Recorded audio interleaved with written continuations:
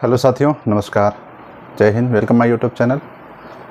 आपकी अपने channel Umesh knowledge पर एक बार पुनः बहुत बहुत स्वागत है।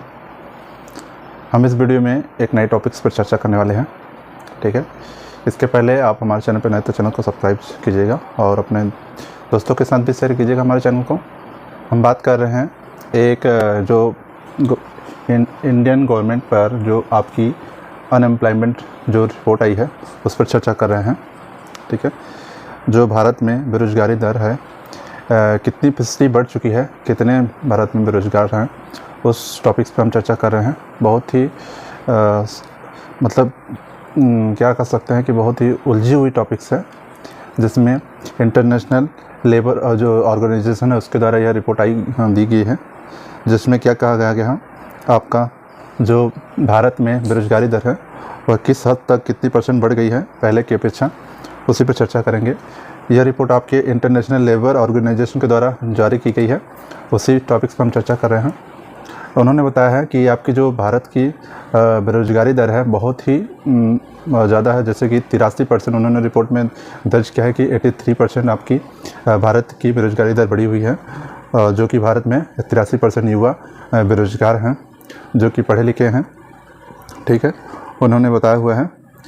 यह अभी क्या है कि अभी लोकसभा का चुनाव का माहौल भी है, लेकिन इंटरनेशनल जो लेबर ऑर्गेनाइजेशन है उन्होंने इसके बीच भारत की बेरोज़गारी दर को रिपोर्ट उन्होंने ये दर्ज करा दी है कि कितने % आपकी बेरोज़गारी दर है भारत में। उन्होंने क्या बोला है उसको हम अच्छे से पढ़ते हैं। ठीक है, जैसा कि उन्होंने बताया है कि जो आपकी institutes of human development IHD के साथ मिलकर ILO ने एक क्या किया था, ऑर्गेनाइजेशन जो रिपोर्ट जारी की है उसमें बेरोज़गारों को जो बेरोज़गार अधिकतर युवा शिक्षित है जिन्होंने नौकरी तलाश करने में परेशानी आ रही है, कई लोग स्किल की कमी के कारण नौकरी नहीं पा रहे हैं।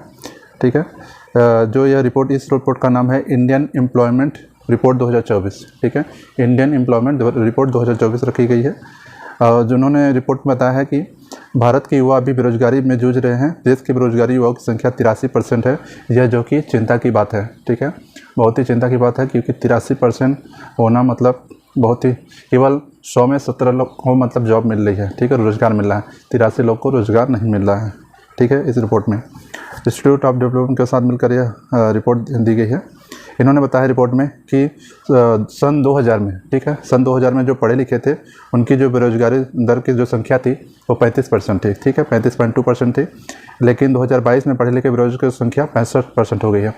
उस सीधा दुगुना हो गया। ठीक है ना, पहले सन 2000 में जो थी आपकी बेरोज़गारी दर 35.2 थी, लेकिन 2022 में जो पढ़े लिखे बेरोज़गार हैं उनकी संख्या कितनी हो गई है, 65% हो गई है, 65.7% हो गई है। ठीक है, यह तो हमने बात की आपकी बेरोज़गारी दर की, भारत में कितनी बेरोज़गारी दर है। बहुत सारी गवर्नमेंट में जो पोस्टें हैं खाली हैं, पड़ी हुई हैं, उसमें वैकेंसी नहीं निकल पा रही है।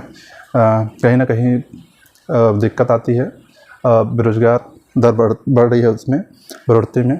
अगर वही जो पोस्टें खाली हैं गवर्नमेंट में वो टाइम पे भरी जाती तो इतनी बेरोज़गारी दर नहीं होती। ठीक है, इसलिए जो इंटरनेशनल और लेबर ऑर्गेनाइजेशन ने इस टॉपिक्स पर रिपोर्ट दिया है, तो इससे गवर्नमेंट को देखना चाहिए। ठीक है, अभी तो फ़िलहाल में लोकसभा के चुनाव आ गए हैं, देखिए कि किस किस पोस्ट में, किस गवर्नमेंट सेक्टर में कितनी वैकेंसी आती है। ठीक है, इस वीडियो में इतना, मिलते हैं अगले मिस्टर। Thank you.